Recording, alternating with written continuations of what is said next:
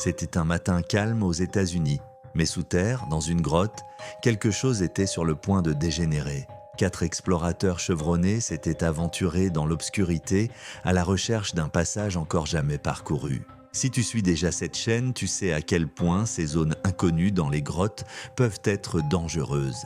Et forcément, il n'a pas fallu longtemps avant que tout parte de travers. Des pierres se sont effondrées, toutes les issues se sont retrouvées bouchées. Et 3 femmes se sont retrouvées coincées dans un espace tellement exigu qu'elles pouvaient à peine bouger sans souffrir. Bienvenue à nouveau sur la chaîne.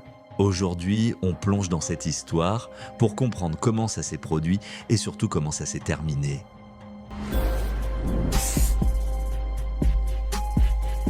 Le 5 mai 1997. Le soleil commençait à peine à se lever sur l'Arnold Hollow Cave, mais dès le matin, 4 explorateurs étaient déjà prêts pour une nouvelle descente. Vers 9 h, Dell Lancaster, sa sœur Diane, leur ami de longue date, Phyllis Nelson, et le propriétaire de la grotte, John Nelson, pénétrèrent dans l'obscurité, éclairant le chemin grâce à leur lampe frontale. À l'intérieur, à quelques mètres de l'entrée, un couloir étroit intriguait toujours John. Il était persuadé qu'après ce passage serré, se cachait une immense salle remplie de formations jamais vues. Pour lui, ce jour-là serait celui de la grande découverte. Arrivé au passage critique, le couloir se rétrécissait jusqu'à devenir quasiment un boyau où il fallait ramper. Dell passe à la première, suivie par Diane puis Phyllis, chacune se glissant tant bien que mal dans cette étroiture. Resté en retrait, John observait. En tant que propriétaire, il avait déjà affronté ce passage plusieurs fois, mais c'était toujours un combat à cause de sa carrure. En plus de l'étroitesse, les grottes privées comme celle-ci présentent des risques supplémentaires par rapport aux grottes aménagées pour le public. Dans les sites touristiques, les structures sont renforcées, les chemins balisés et les dangers connus affichés. Tandis que dans les grottes d'eau privées, on peut trouver des passages instables, des blocs fragiles ou des galeries modifiées par l'érosion ou l'eau qui s'infiltre. Et la moindre intervention humaine, même faite avec de bonnes intentions, peut déséquilibrer toute la structure. Il existe des cas documentés aux États-Unis comme dans certaines grottes calcaires en France où de simples modifications ont entraîné des éboulements massifs ou des passages qui se sont resserrés brutalement, piégeant des explorateurs par surprise. L'expérience de John n'éliminait donc pas le danger. Il savait que chaque pas demandait une vigilance extrême, mais aussi que guider le groupe par là était sa seule chance de découvrir ce qui se cachait derrière. Ce jour-là, il avait préparé un plan différent. Il comptait élargir l'accès pour que le passage soit plus simple pour lui. Mais ce qu'il n'avait pas prévu, c'est que ce plan allait se retourner contre lui. Et vous allez comprendre pourquoi. Armé d'outils, John commença à frapper sur les pierres instables pour gagner de l'espace. Chaque coup lui donnait l'impression de se rapprocher d'un passage confortable. Mais en une fraction de seconde, tout bascula. Ces coups libérèrent plus de roches qu'il ne l'imaginait. Et une partie du couloir s'effondra brusquement. En quelques secondes, le passage fut obstrué par un amas de débris, bloquant totalement la sortie. De l'autre côté, les 3 femmes, qui attendaient encore tranquillement dans une zone plus large, se retrouvèrent prisonnières d'un cauchemar. Leur seule issue venait d'être ensevelie sous des tonnes de pierres. John, resté du côté libre, fixa la barrière avec un désespoir absolu. Il avait maintenant 3 vies entre ses mains. Au moins, il n'était pas coincé et pouvait chercher du secours. Dans la plupart des cas que je raconte ici, les victimes n'ont même pas cette chance. Pendant 1 heure, il tenta en vain de dégager les pierres. Rien ne bougeait. Il devint évident qu'il faudrait du matériel lourd pour rouvrir le passage. C'est alors qu'il comprit qu'il ne pourrait rien faire seul. Même s'il avait l'impression de les abandonner dans l'obscurité, il fonça vers la sortie de la grotte pour alerter les secours. Avant de poursuivre, si l'histoire te tient en haleine jusque-là, n'hésite pas à mettre un like et à t'abonner. Ça m'encourage à continuer à partager ce genre de récit. Les équipes de secours arrivèrent rapidement. Elles comprirent tout de suite la gravité de la situation et en quelques heures, l'entrée de la grotte fut envahie par des sauveteurs et des techniciens. La première étape fut d'évaluer l'état du passage.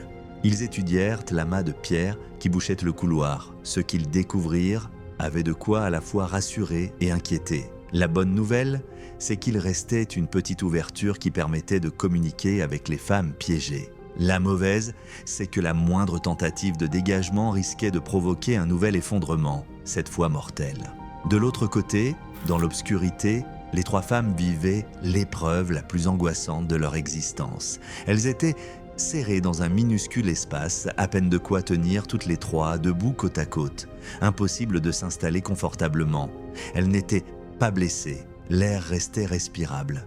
Mais l'exiguïté rendait chaque minute interminable. Imagine-toi enfermé, coupé du monde, sans savoir si tu sortiras vivant. C'est dans ces moments que je réalise à quel point l'exploration spéléologique est une passion optionnelle, pas une nécessité. Heureusement, elle n'était pas complètement seule, car les sauveteurs s'apprêtaient à prendre une décision cruciale.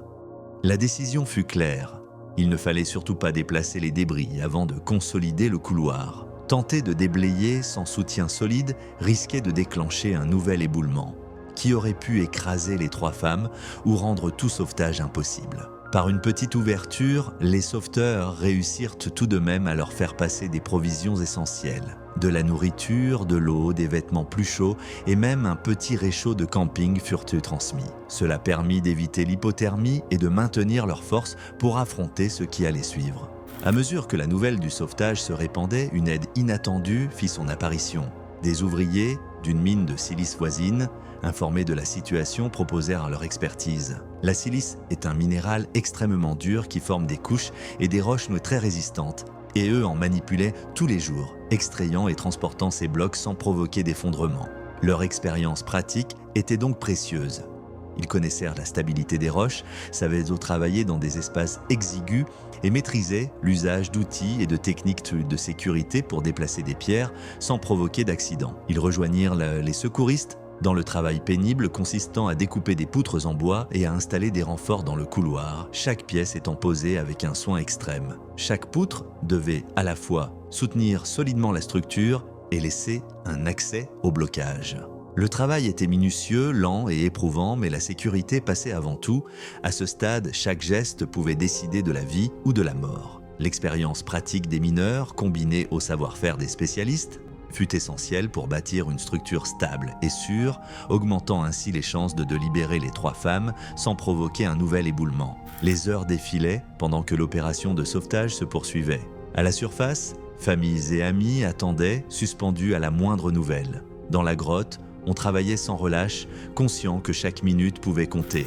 Avec la tombée du jour, l'équipe se sentit enfin suffisamment confiante pour commencer à retirer les pierres. Le couloir étant consolidé, débuta alors la tâche délicate d'ouvrir le passage. Chaque roche était déplacée avec une prudence extrême, toujours en surveillant les parois. C'était un travail dangereux, épuisant, et plus ils s'approchèrent des femmes, plus ils se rapprochaient aussi du risque d'un nouvel effondrement. Vers 20h30, soit plus de 11 heures après l'écroulement, les secouristes parvinrent enfin à dégager une ouverture. Le couloir était de nouveau libre, offrant une issue aux trois femmes. Les trois sortirent de la grotte dans un état étonnamment bon, compte tenu de ce qu'elles venaient de vivre. Même après plus de 11 heures coincées dans un espace si minuscule, elles avaient gardé leur calme et leur force. Dans les jours qui suivirent, des spécialistes analysèrent ce qui avait mal tourné et ce qui avait bien fonctionné.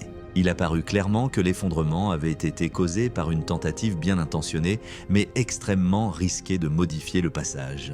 La leçon était limpide. On ne doit jamais altérer la structure d'une grotte lorsqu'il y a des personnes plus en profondeur, car les conséquences peuvent être catastrophiques. Personnellement, je n'entrerai jamais dans une grotte, et encore moins pour tenter de la modifier. Si tu es arrivé jusqu'ici, j'imagine que cette histoire t'a plu. Et si c'est le cas, tu devrais aussi apprécier celle qui s'affiche maintenant à l'écran. Merci sincèrement d'avoir suivi la vidéo jusqu'au bout, et on se retrouve très bientôt pour un prochain récit.